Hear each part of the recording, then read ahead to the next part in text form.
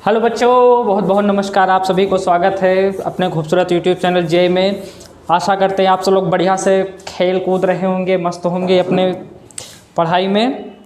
तो board exam चल रहे होंगे आप लोगों के, बढ़िया पेपर दे रहे हैं, एग्ज़ाम अच्छे से हो रहे हैं। मेरी आशा है आप सभी लोग अच्छे से एग्ज़ाम दे रहे होंगे और बिना डरे होकर, निश्चिंत होकर पेपर दीजिए। कोई ज़्यादा डरने की विशेष ज़रूरत नहीं है, आराम से बढ़िया दीजिए पेपर।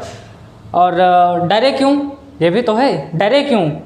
क्योंकि भाई पूरे साल से बोला जा रहा है, क्या बोला जा रहा है, मेरे बच्चों स्कूल के बाद पढ़ने से घर में पढ़ना पड़ता है। मेरे बच्चों कहा गया था ना, तो इसलिए पढ़ते रहो, डरने की विशेष ज़्यादा ज़रूरत नहीं है। और आज का जो हमारा टॉपिक है वो है नट्स इक्वेशन के बारे में। अपने टॉपिक से हटना नहीं है, यही तो पढ़ना है, नट्स इक्वेशन, जो कि बोर्ड के लिए भी इम्पोर्टेंट है।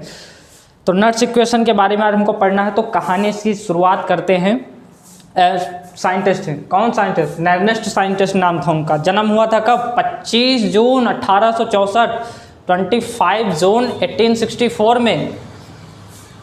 और उनको 1920 में इसके लिए नोबेल प्राइज़ भी मिला था। खोज करने के बाद, रिसर्च जब उन्होंने किया तो नोबेल प्राइज़ भी मिला था 1920 में, ठीक है। उसके बाद में 10 नवंबर 1941 में उनकी डेथ भी हो गई थी।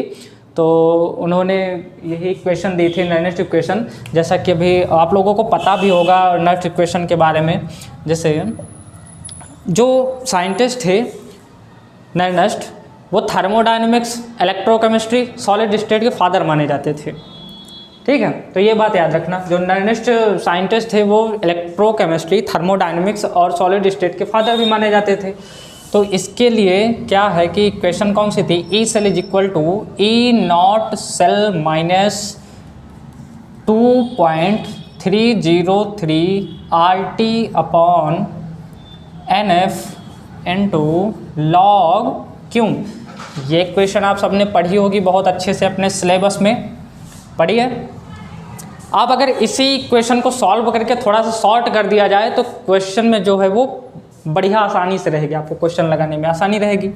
जैसे यहाँ पर R है, कांस्टेंट है, कांस्टेंट की वैल्यू रख दो 25/3 रख दो। और T टेम्परेचर रख दूँ कितना, 298 केल्विन।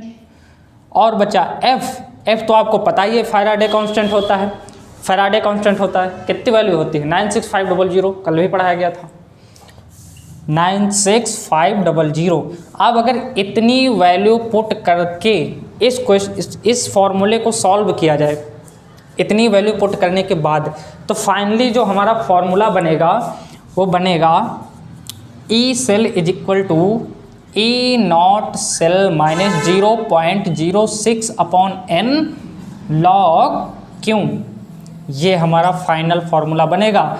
और इसी फाइनल फार्मूले से हम ई सेल निकाल सकते हैं नट्स इक्वेशन से, इसी फाइनल फार्मूले से। फिर यहाँ लगाने का कोई मतलब नहीं, क्योंकि यहाँ पर लगाओगे तो कैलकुलेशन बहुत ज़्यादा हो जाएगी।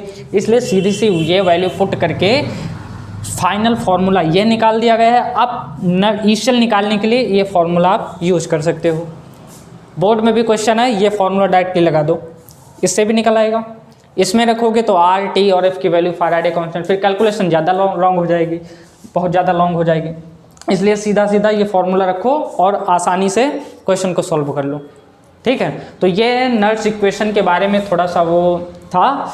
तो बाकी के जो क्वेश्चन है, इसके क्वेश्चन हम कल करा देंगे। और जो आज है ये नट्स इक्वेशन के बारे में, इसको सोल्यूशन करना कैसे क्या है, ठीक है, ये इतना समझ लो।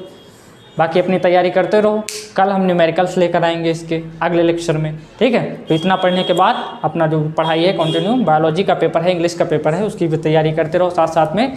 और हम साथ साथ में धीरे धीरे तैयारी इसकी कराते रहेंगे, ठीक है। तो फिर मिलेंगे अगले लेक्चर में, तब तक के लिए ओके बाय, बहुत बहुत धन्यवाद।